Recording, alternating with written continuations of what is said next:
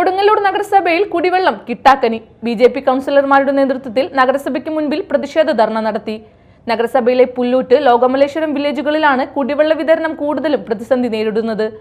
സർക്കാരിന്റെ ബഡ്ജറ്റുകളിൽ കോടികൾ പ്രഖ്യാപനം ഉണ്ടാകാറുണ്ടെങ്കിലും അതെല്ലാം കടലാസിൽ തന്നെയെന്നാണ് ആരോപണം.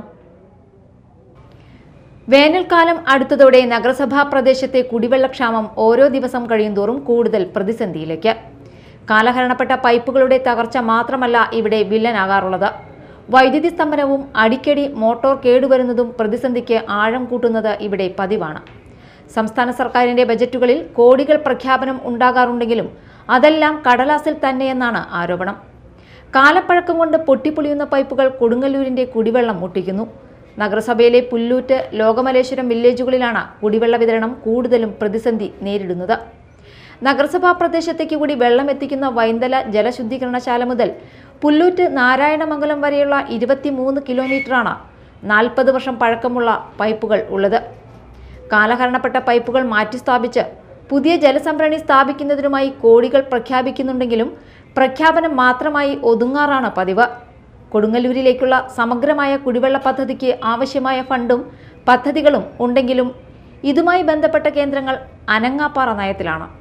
കൊടുങ്ങല്ലൂർ നഗരസഭാ പ്രദേശത്തെ കുടിവെള്ളക്ഷാമത്തിന് ശാശ്വത പരിഹാരം കാണുവാൻ MLAയുടെയും നഗരസഭയുടെയും അടിയന്തര ഇടപെടൽ ആവശ്യപ്പെട്ടുകൊണ്ട് കൗൺസിലിൽ നഗരസഭാ BJP പാർലമെന്ററി പാർട്ടി നേതാവ് TS സജീവൻ പ്രമേയം അവതരിപ്പിച്ചു. കൊടുങ്ങല്ലൂർ നഗരസഭാ പ്രദേശത്ത് 46 വാർഡിലും അതിരൂക്ഷമായ കുടിവെള്ളക്ഷാമമാണ് ഇന്ന് അനുഭവപ്പെടുന്നത്. അതിനോട് ബന്ധപ്പെട്ട് നിരവധി ദിവസങ്ങളായി കൗൺസിലിനകത്തും പുറത്തും ചെയർപേഴ്സണും അതുപോലെ തന്നെ വാട്ടർ അതോറിറ്റി ഉദ്യോഗസ്ഥന്മാരുമായിട്ട് നിരവധി പ്രാവശ്യം ചർച്ച ചെയ്തിട്ടും യാതൊരുവിധ പരിഹാരങ്ങളും കണ്ടെത്താനായിട്ട് കൊടുങ്ങല്ലൂർ നഗരസഭയ്ക്കോ അതുപോലെ തന്നെ വാട്ടർ അതോറിറ്റിക്കോ കഴിഞ്ഞിട്ടില്ല. അതിനോട് ബന്ധപ്പെട്ട് ഇന്ന് കൗൺസിലില് ഭാരതീയ ജനതാ പാർട്ടിയുടെ നേതൃത്വത്തിലുള്ള പാർലമെന്ററി പാർട്ടിയുടെ നേതൃത്വത്തിൽ ഇന്ന് അടിയന്തര പ്രമേയം അവതരിപ്പിക്കുകയും ആ പ്രമേയത്തിനോട് ബന്ധപ്പെട്ട് ചർച്ച ചെയ്യുകയും ആ ചർച്ച ചെയ്തതിന്റെ അടിസ്ഥാനത്തിൽ അടുത്ത ദിവസം തന്നെ വാട്ടർ അതോറിറ്റി ഉദ്യോഗസ്ഥന്മാരെ വിളിച്ചു വരുത്തി കാര്യങ്ങൾ പഠിച്ച് അതിനുള്ള നടപടി സ്വീകരിക്കാമെന്ന് ചെയർപേഴ്സൺ ഉറപ്പു നൽകിയിട്ടുണ്ട്. തുടർന്ന് കൗൺസിലർമാരുടെ നേതൃത്വത്തിൽ നഗരസഭയ്ക്ക് മുൻപിൽ പ്രതിഷേധ ധർണ നടത്തി. Media time, Kodungallur.